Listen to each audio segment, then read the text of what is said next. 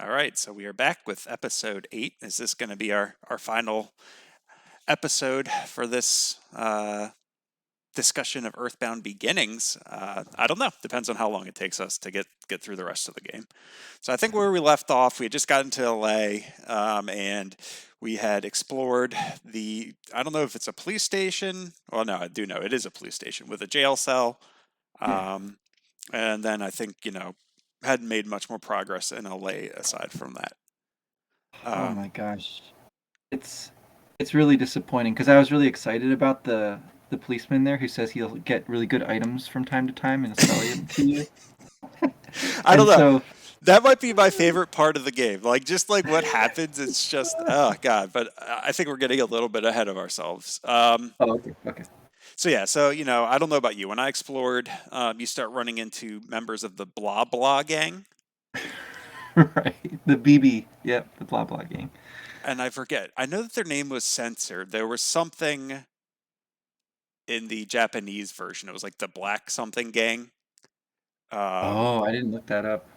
but so they That's changed it to intriguing. blah blah. I'm not entirely sure. Maybe it was like the black color gang. Um, and then I don't know about you, but then I walked to the near to the theater, um, where our friend from the desert was blocking the way, and he demanded Oh, yeah. $200, I think, or some paltry sum of money to fix a tank. But yeah, he blames you for ruining the tank, which fair enough.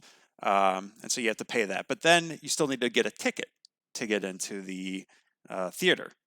So I guess there's a scalper standing right outside who sells it to you for at a premium for sure. I think Oh it's yeah. like Oh yeah. $1,200. Yeah, it's a ton of money. I mean, I know we talked about LA being the most expensive area, but still, even if you say for three people, $1,200, that's $400 a ticket. That's a lot of money, especially back in the early or late 80s, early 90s, for when this game takes place. I don't know about you, but I went to the department store, and on one of the floors, you can buy a ticket. Yeah. So did you No, did yeah, I ended up doing both. Just out of ignorance. I bought it from the scalper once, and then I was in the department store later, and I got it and was a little chagrined. But like I said, doesn't really matter at this point. We have tons of money, not much to spend it on.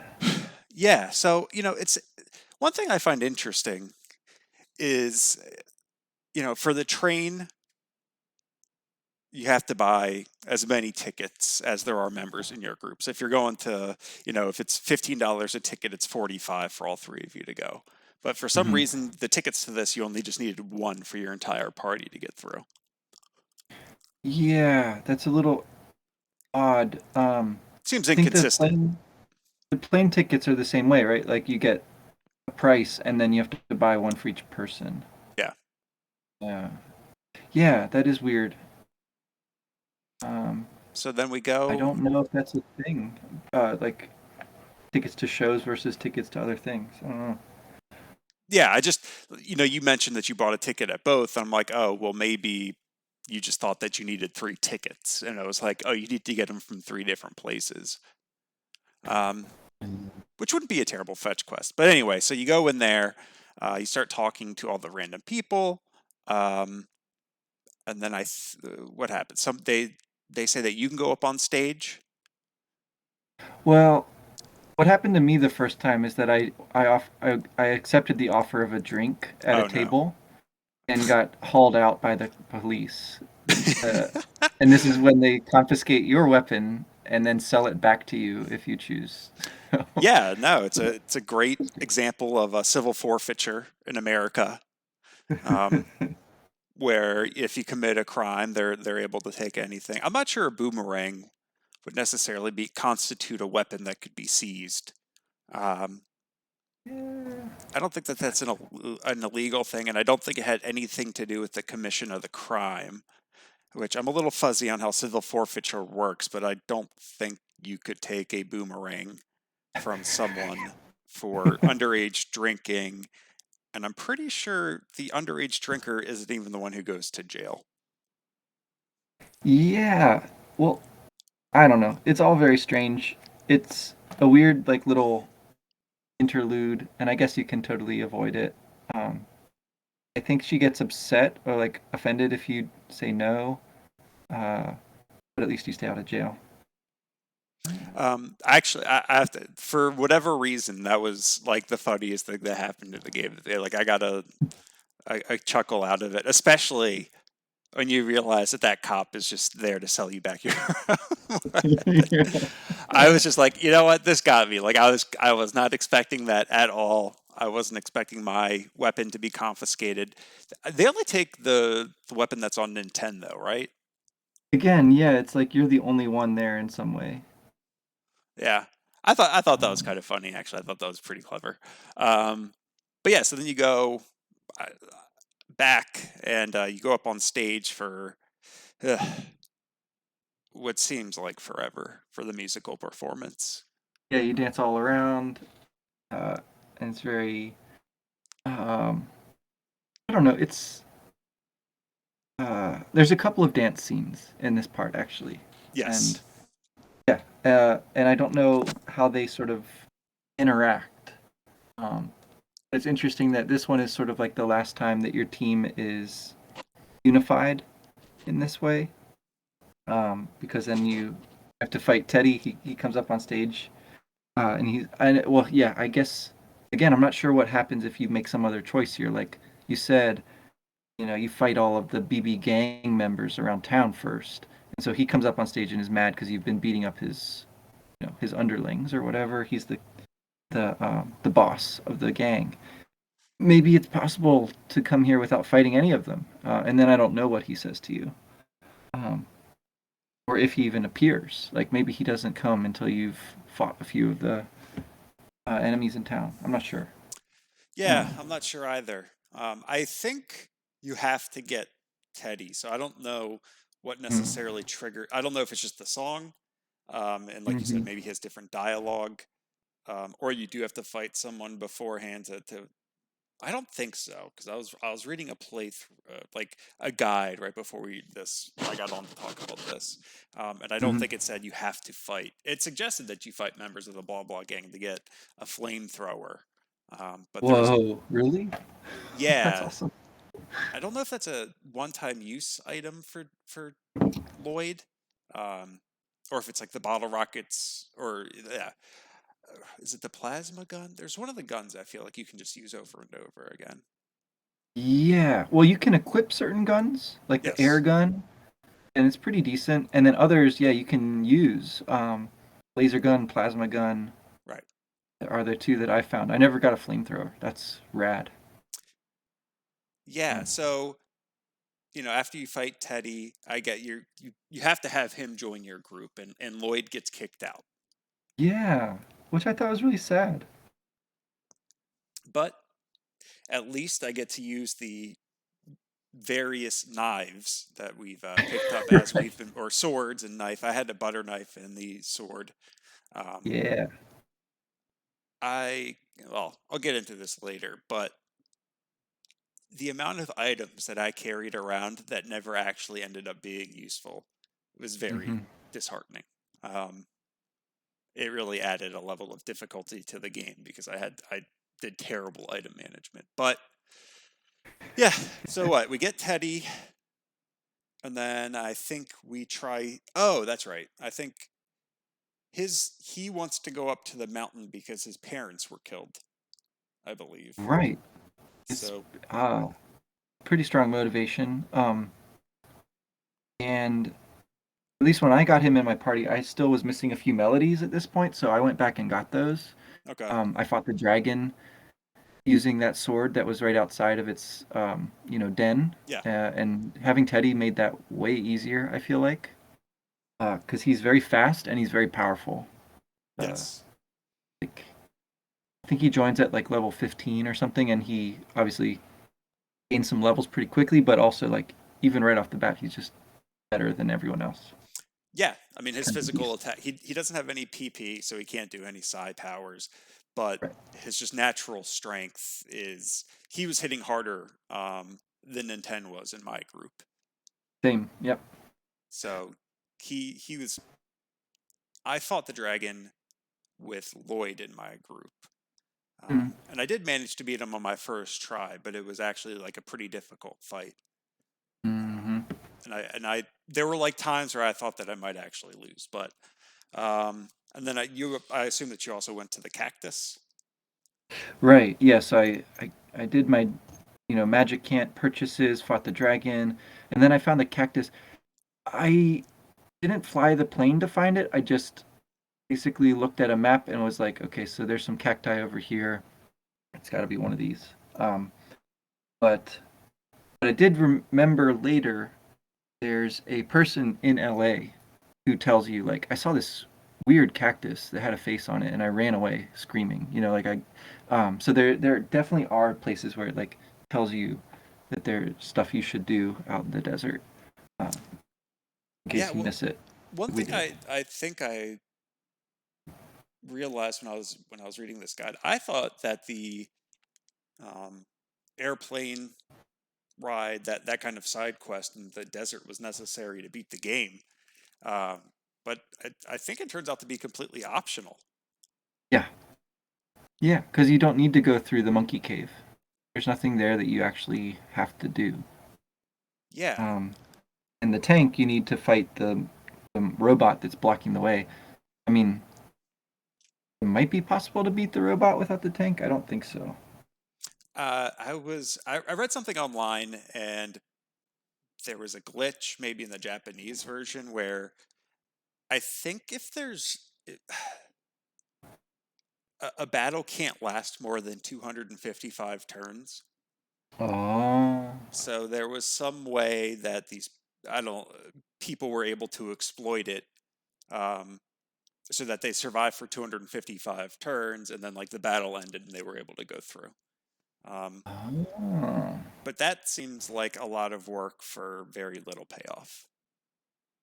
Does it mean you keep the tank though? I mean, come on. Well, no, That would be no. This is without the tank, gotcha, gotcha, gotcha. so you don't have to do Okay. the side quest. So you can still get to the grotto without the tank to get a couple PSI stones, whatever. Yeah. Anyway, so all right, so after we got the six melodies, there's two left. We get Teddy. We're gonna avenge his parents' deaths. What exactly is Anna's? Oh yeah, her mother's missing, Right. Right. and Nintendo is just doing it. I don't really know what his motivation is aside from just being the chosen one. Yeah, he's trying to find all the melodies for Queen Mary. Um, that seems important. Uh, but also, yeah, because he's like a hero and saving people. That's kind of what he does.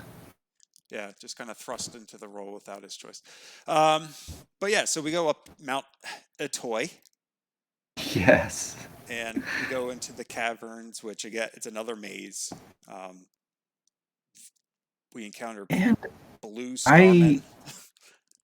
yeah, I found the katana pretty quickly. Yeah. And again, that makes this a lot easier. That's about as far as I got though. I was like, okay, this is just a slog, and I don't want to do it. And um, I did do the thing where you fly in the rocket from the observatory Oh, okay. and talk to the scientists out there on their island. That was cool. And they give you a hint if you feed them all strawberry tofu. Uh, two of them give you like useless items. Hmm. They're like their words of love and their swear words. Yeah. Um, but then the third tells you that there's a very powerful robot hidden in a lake on the mountain. And so you should make sure to, find that. So anyway, from this point, I just watched somebody's playthrough. Uh, and that way I could, skip through all the battles, but see what happened. Because yeah, I was not about to just like play for 2 or 3 hours grinding and getting lost in the caves and crap like that. Yeah, you're telling me you didn't after I told you the exploit of if you just pause quickly or you open up the menu, you can like walk without actually ever encountering an enemy. I no, no, Yes. I I didn't do mean it. that's you know th- that was a grind in and of itself. But Yeah. okay, so The caverns are super tough. You come out. I think you climb up some ropes. You're scaling Mount Atoy. You get to a Yes. house with a healer in it. You by that time you're all battled. You need to restore. Get a good night's sleep, restore your health and PP. Um, there's actually something else that might be involved with a PP here, but uh, so you walk to the bedroom, and Teddy's like, Yeah. "I'll leave you two alone." Yeah. He seems to think that there is something that's about to go down, and he doesn't want to be there for it. He wants to go make some calls to just give you some privacy. Uh, and then he does interrupt later, though. So I found that kind of interesting, like his, you know, tact. And it's also, he's also like the engine that like gets the story moving again. Um, so I But like that. I mean, he is in your party for a very short time, though. I think that's kind of interesting. yeah, so you go into the room with Anna. She proclaims her love to you. You dance around a little bit, and then I think Teddy comes in because there's like a crash, Oh yeah, yeah. and so he comes to say, "Hey, we need to, what was that?" And then you fight another one of those giant robots that just kills you in like 2 turns. Right, right. And I can't tell if it's exactly the same as the desert robot. Um, but it also, so again, this is like the moment of a transition in the party, and it's like signaled by this dance. Yeah. Um, this one's kind of different, right? Like it's private, it's romantic. Um, there's this sense that you're right at the end of the game, basically. Um, And so I think that's why Anna chooses this moment. It's like, maybe we won't make it out of this kind of thing. Um, and then Teddy does get injured so badly that he's like recuperating in the hospital down at the base of the mountain for the rest of the game. I can't tell if it's because he gets shot by the cannon from Lloyd coming in with the tank, but Lloyd Yes. is the one who comes in and rescues you, right? Awesome. He's like, "Oops, I missed," because you're like all like you just teleported. Basically, you're all covered in ash and soot. And he recovers you and takes you down to the hospital. So Yeah. yes, we got Lloyd back. Teddy's out of commission. Um, Anna and Ninten, they, their moment has sort of passed. Mhm. Like as far as I can tell, there's no like other, you know. I think you can choose yes or no when she asks if you love her back. Again, I don't know if it makes a difference what you choose there because there's really no more reference to it in game. Yeah, I said yes, Sure, but obviously. I forget. Yeah, I don't know what would happen if you said no, like you said. Um, Well, maybe there's like a Final Fantasy VII kind of thing here where you can, you know, Nintendo could be in love with one of the other characters. Who knows? Or with nobody. I'd like to Uh, know what choices I'd have to make to go on, like to have Teddy go into the room with me. right. I got That'd the be so honeybee manor. interesting.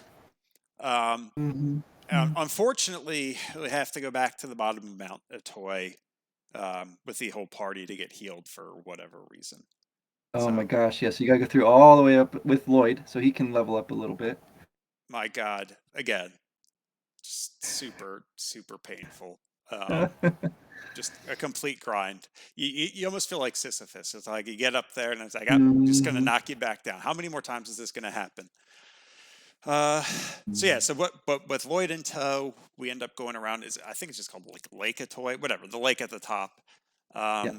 There's a boat there. You get in it. You go to the middle, and there's a whirlpool that sucks you down into a pristine laboratory under the water. Right. And there are no enemies there, which was a welcome change. And you just walk through, and eventually you get to this giant robot named Eve. Yeah. And I forget, you know, apparently your great grandfather, the one who disappeared 80 years ago and came, with Maria, and then came back Hmm. 2 years later without Maria. spent all of his time building this underground laboratory, which is nicer than any of the other factories that we saw in the game. So he must have some kind of It's engineering background.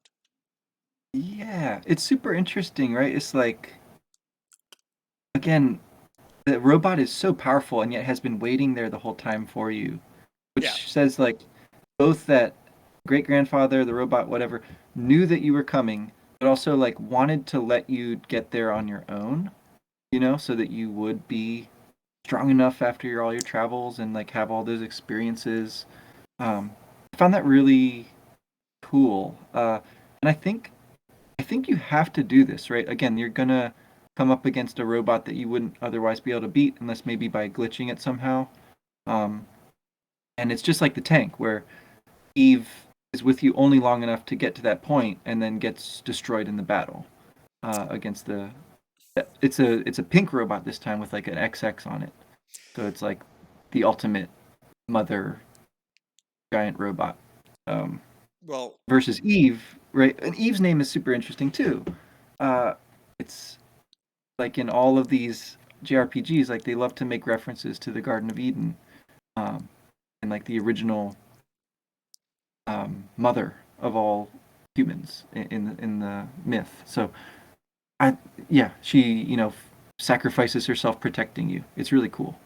Uh, and that's the final melody, isn't it? Or the seventh melody. yeah. So going back to what you just said, if you do, so I guess how did I do it?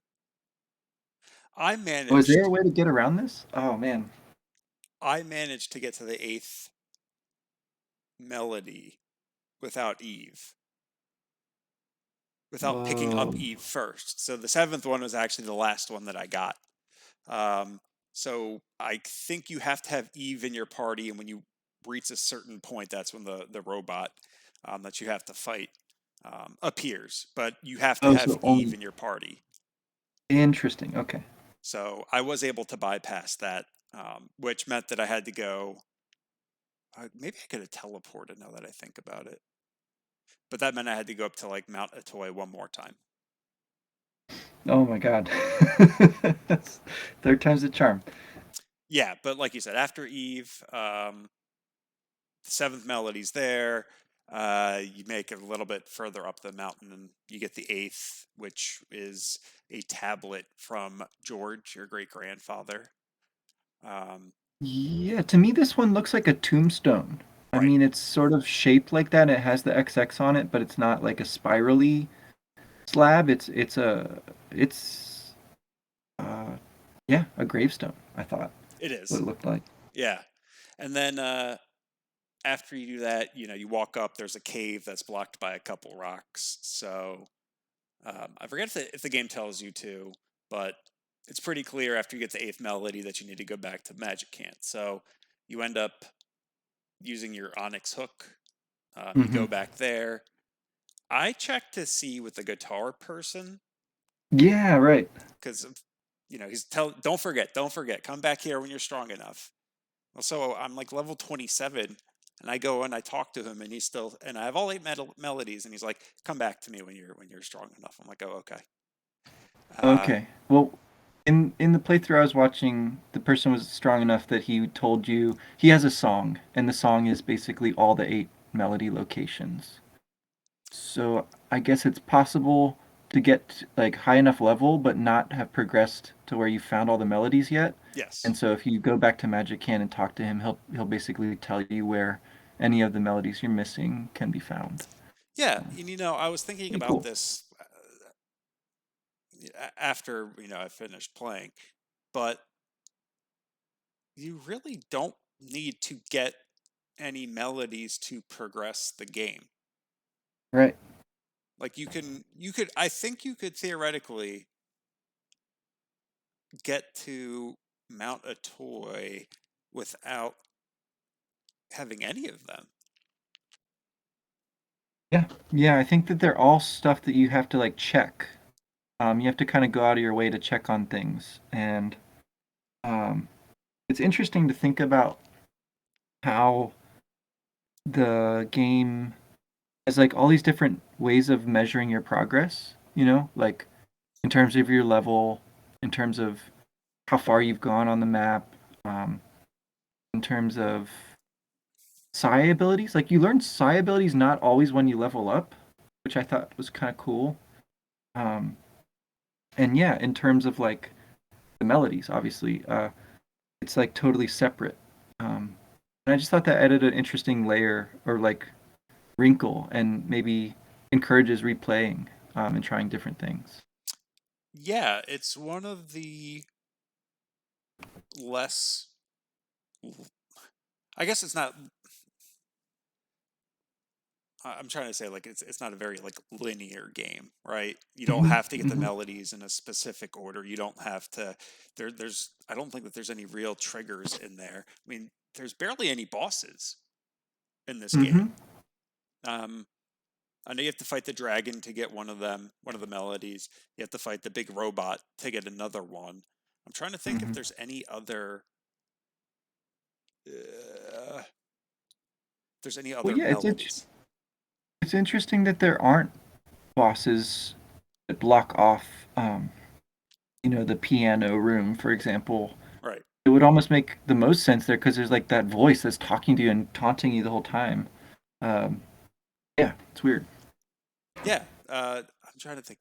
I mean, one of the bosses is the fish, but that's not to anything meaningful. Like you don't need to kill the fish to get something down there. And then the one robot in the desert, that was an optional side quest. Um, Hmm. Hmm. yeah, So so you could almost do a run where you fight no bosses, just like get no melodies, fight no bosses. yeah, which actually might be kind of fun to do. Um, Yeah. but yeah, so the guitar person, I get, I think that's actually kind of really clever that they basically gave you hints if you were strong enough, right? Like you've explored enough, you've gained enough levels. Like here, I'll give you hints on where these melodies are. Yeah. So it kind of rewards the player for exploration, um, and it does give you hints on how to progress if you are stuck. So I at first I was saying like, who the hell would find this cactus in the middle of the desert? But like you said, there's a hint in LA, and then this guy gives you a much better hint um, once you reach a high enough level. Hmm. Which apparently I did not, since I was not able to. He did not play his song for me. Hmm. But since we have our eighth melody, it's time to go talk to Queen Mary. Uh, Yeah, this is very dramatic. Uh, like I feel like this has been built up in such a skillful way throughout the game. Um, because yeah, she um, basically gives you this like task, right, to help her remember the song that she's forgotten. Um, and you can play the whole thing if you have your ocarina with you, right? It'll play however many melodies you've got so far. Um, but it's like somehow by humming it or singing it to her, she then like can sing it along with you. So there's this again. It's almost like another dance moment here where you are just kind of watching the screen for a while. But the music's really good, and uh, it's it's super dramatic, right? What happens when she hears it is she basically remembers everything, right? It's like this kind of trigger mhm. that unlocks all of the rest of her memories. Um, yeah, it's it's confirmed, right, as we suspected, that Magicant is a creation of her mind.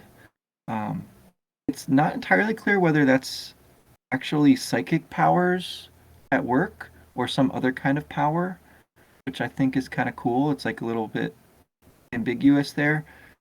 Um, once she remembers everything and tells you about uh, their journey to the other planet and meeting Geeg, is how it's spelled in this game.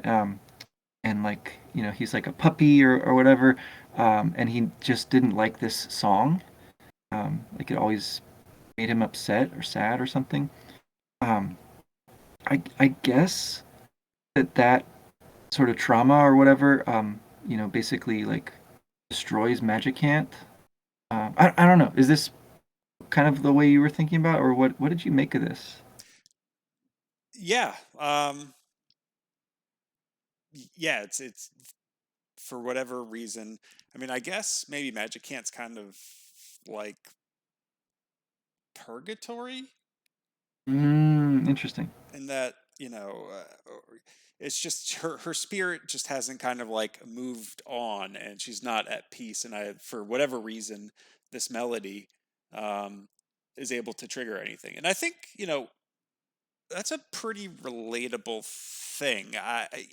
There are times when I hear stuff, from my childhood, and it brings me back. It triggers some kind of memory in me, and it makes everything kind of just click into place. But I, I, I know that she says that that Geeg didn't like the Mm, song, but I'm not sure if that yeah. was when I was reading kind of like the analysis, I was on like the Earthbound wiki. It didn't seem like Geek hated the song. Um, it, Mm. because like, why would you sing a melody all the time to um, your like adoptive alien son if it made him upset?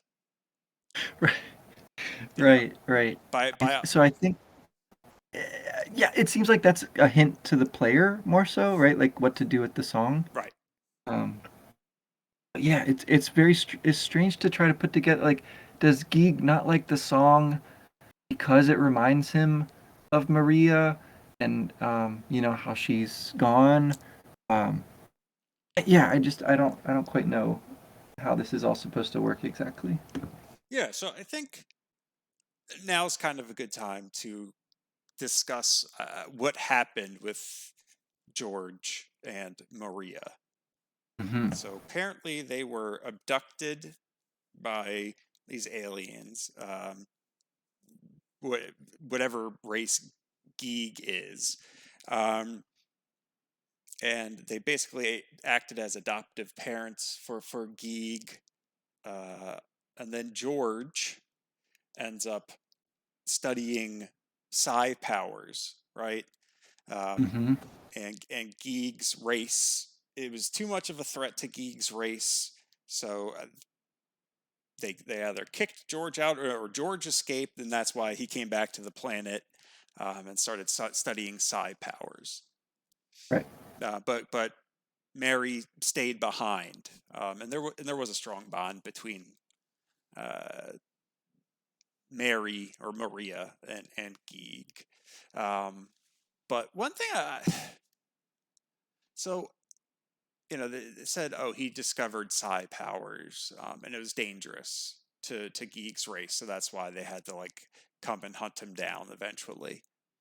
Hmm. But Anna has PSI powers. The baby has PSI powers, and Nintendo has PSI powers. Oh, and by the way, you know that Nintendo is supposed to be their great grandchild, but nowhere in the story did George and Maria actually have a kid, right? Right. Right.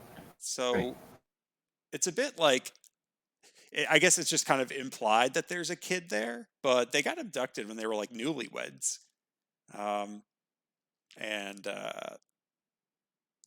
Mary never came back. Yeah. Yeah. This is what's kind of weird about it, and this is something in Earthbound as well that's sort of makes a little more sense once you played the original game, right? Is that Gigas has Ness's face on Hmm. him, and so there's this weird kind of parallel or mirror between Geeg and Ninten, or Ninten's parents, I guess, and the way that adopted child and the actual family child bloodline, whatever, right, are like mirror images of each other. Um, there's something weird going on uh, where the aliens have come and abducted parents, and the original great grandparents went and essentially abducted an alien, a baby. Um, and that baby and Ninten are in some way like related or similar to each other. Um, yeah, I don't know quite how to untangle that, but like thematically, it's very cool. I think that's all set up here. Yeah, Yeah. yeah. I don't So know how to answer your question about psi powers though. Like they do seem to be a thing that has spread once George brought them back.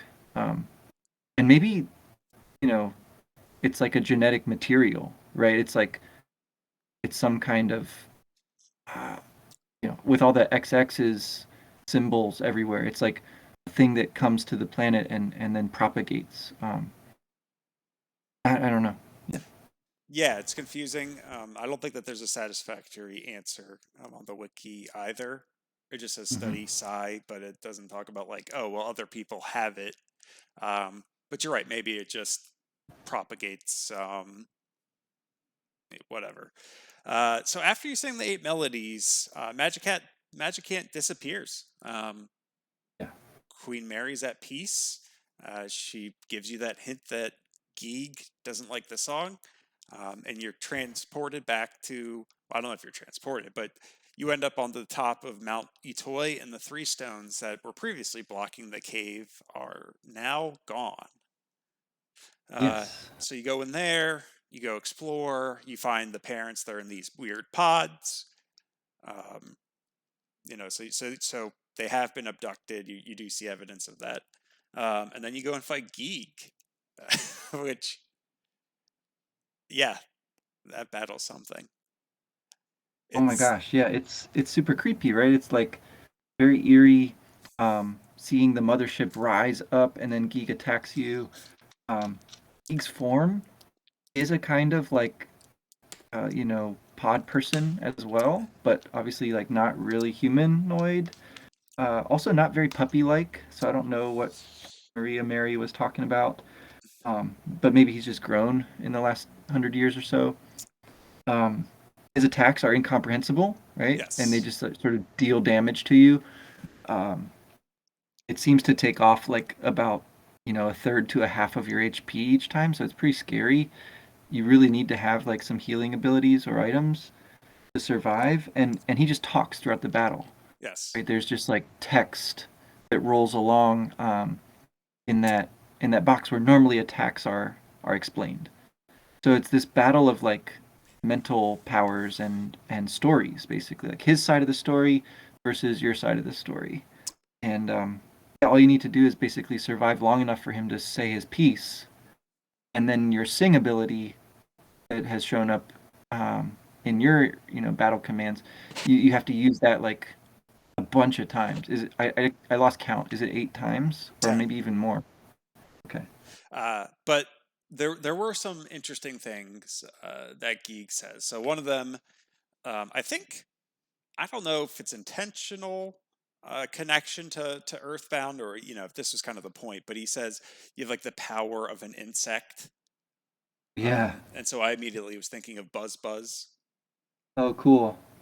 because I think I Buzz Buzz. I think in the Japanese version they just refer to him as an insect. Yeah. So I thought that that was kind of interesting. And then he also mentions, hey, like Nintendo, I really appreciate what your grandparents did for me. So if you want to come on the ship, like we can, but we're gonna kill all Right. the other ugly people on the earth.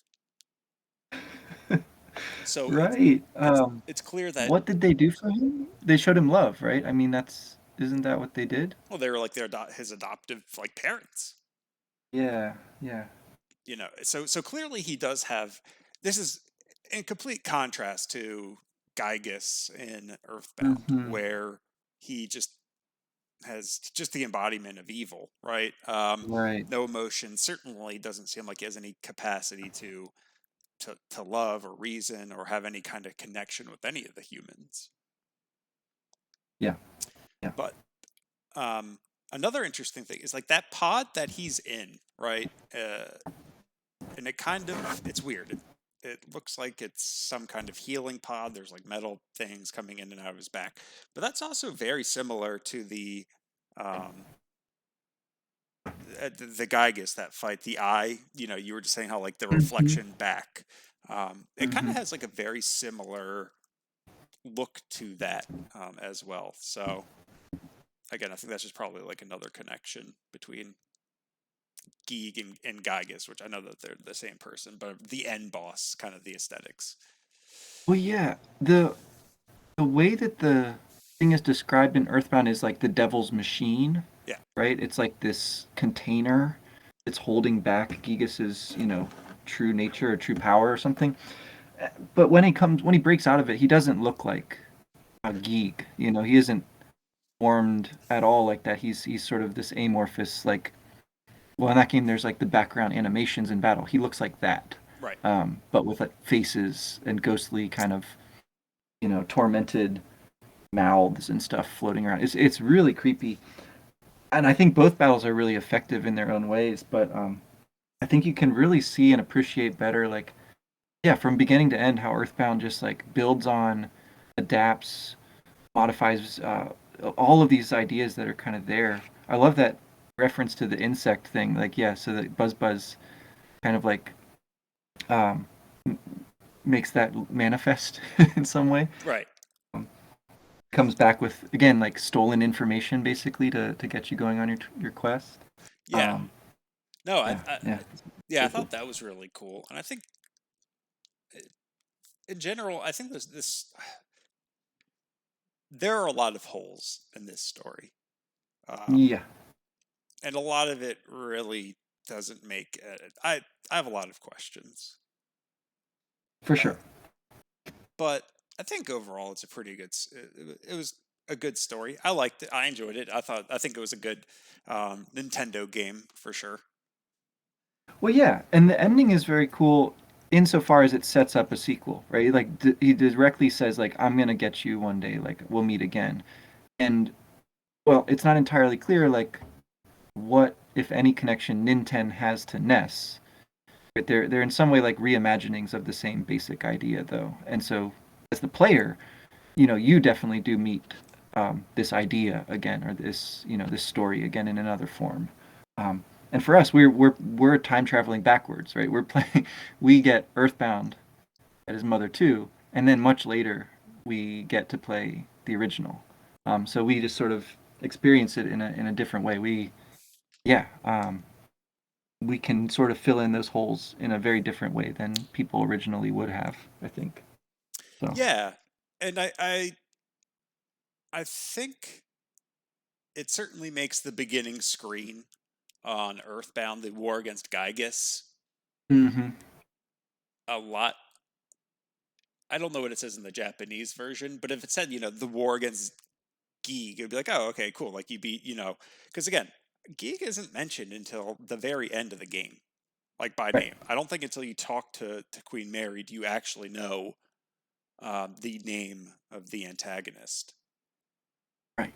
So even if you played, if you played Earthbound Beginnings, before you played Earthbound, but you never beat it, you wouldn't know who Gygas was.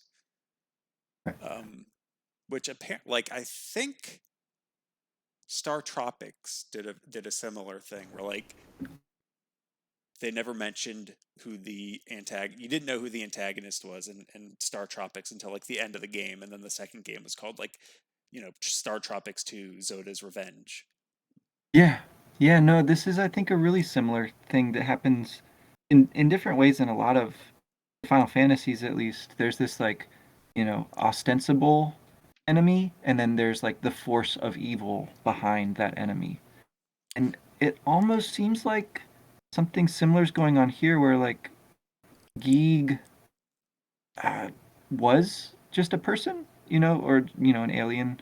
But then the loss of Mary, the maybe the betrayal or whatever it is of George, sort of like causes him to become this malignant force that's coming after humans and trying to do to them what was done to him and his people or something like that.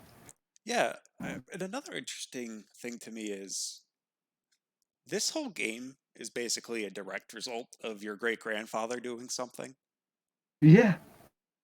I can't think of like I don't think in many other games does like your direct ancestor is like completely responsible for everything that's happening in this game. Yeah. Like it's just kind of weird. Um, Well, so the Dragon Quest games set you up as the descendant of a very famous hero, right. right? The same idea is there, but yeah, not this is almost like turning it on its head. Well, where your great grandfather, did some shady stuff, unleashed this force on the world. Yeah. Oh man, I was gonna say something else. I Well, forgot. Whatever. there's the whole ending sequence that we get then too, right? Yes. Um, we see basically like still shots of various like saying goodbye to all the different party members, right? So Teddy's gonna like sing and play music. Um, Anna is gonna hang out at her chateau or chalet or whatever you call it, out in the snowy wastes. She sees her mom, right? So they're reunited, Hmm. and that's nice. Um, Lloyd is being like tossed up in the air like a hero at the elementary school by like the kids who used to bully him. Now they like love him, which is really nice. Uh, and then 10, comes home to his mom and is just gonna take a nap basically. Uh, and then has this kind of weird, dream sequence where the credits play. Yeah. Um, and all the different characters like again sort of come to take a bow. It's it includes the player at the very end of the credits, right? Whatever name you put in gets cited there, which is way cool. Yeah. And then there's this mysterious like final image of what appears to be your dad talking on the phone to you and saying how something else has come up. Right. Um, yeah, Right. it's weird. In this giant trench coat that doesn't look like any NPC in the game. Right. Um, yeah, I just a ginormous human being. Reminds me of well, you would know, but David Baker. He was the guy like for the Hall of Fame football who would like call the people or like let people know that they got into the NFL Hall of Fame. And the dude was like 6'9", like 300 pounds. The dude was a monster.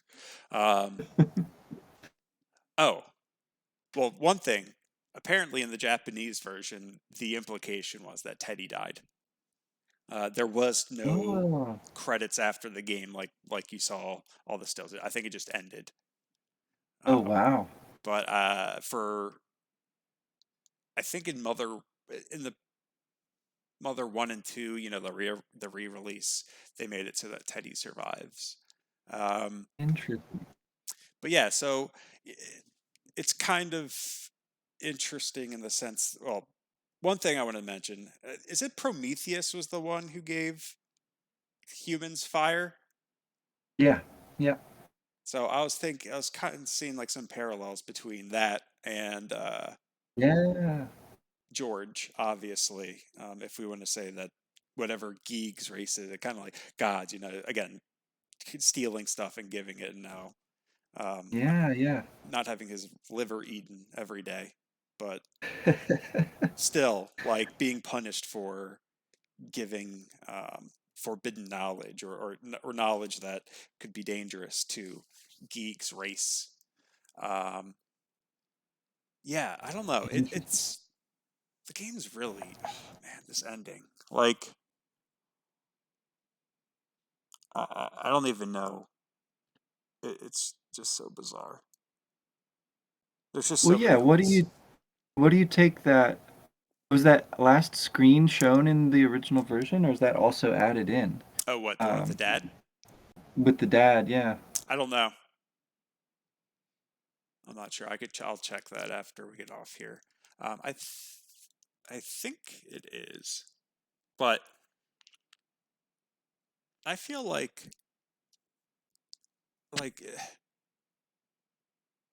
I don't know. I guess it's kind of.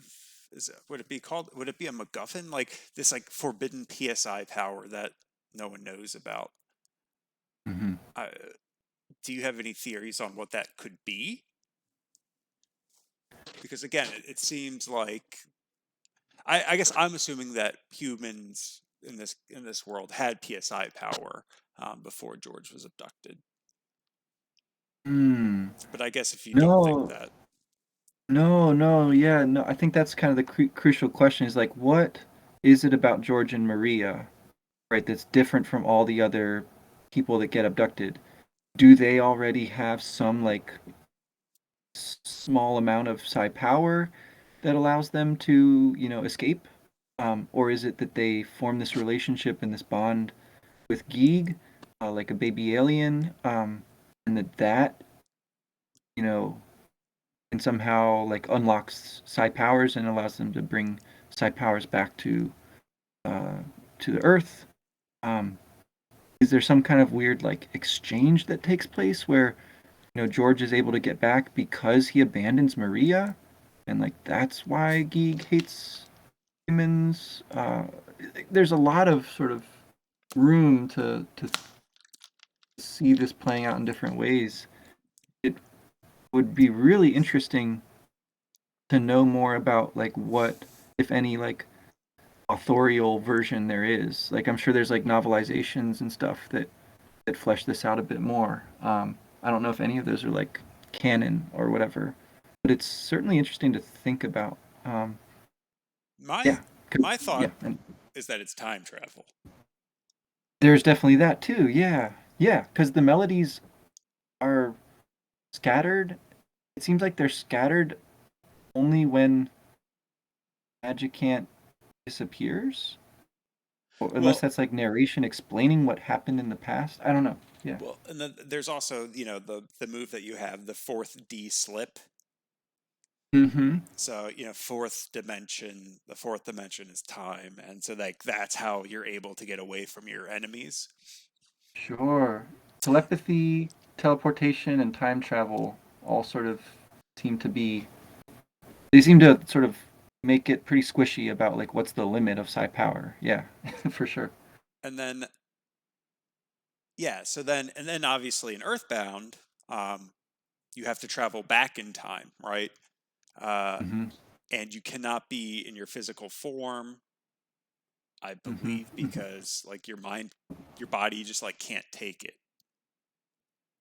right? Yeah, What was the reason for having to be put into the robots? You're, it's something like that, and but it's odd because Pokey evidently is able to go there in his body, although encased in a robot, sort of, right? Like the right. spider Pokey. Um, he evidently survives also because he like leaves you a letter when you get back. And I think that Mother 3 kind of explains that a little bit, although I don't remember that well what goes on in Mother 3. But I'm pretty sure that Pokey is back that time. But yeah, yeah.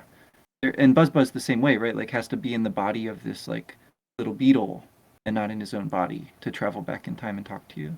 Right. And if Gygus or Geeg is time traveling enough, eventually maybe Mhm. it does like Oh yeah, remove his soul kind of if he's doing it in a interesting. physical form. And it's also kind of reminds me of the movie Terminator, right? Yeah, And absolutely. and I was trying to think like I feel like all of Geeg's and Gygus's minions are machines. It certainly looks that way. There's the brain in the vat, which I think is a really cool one.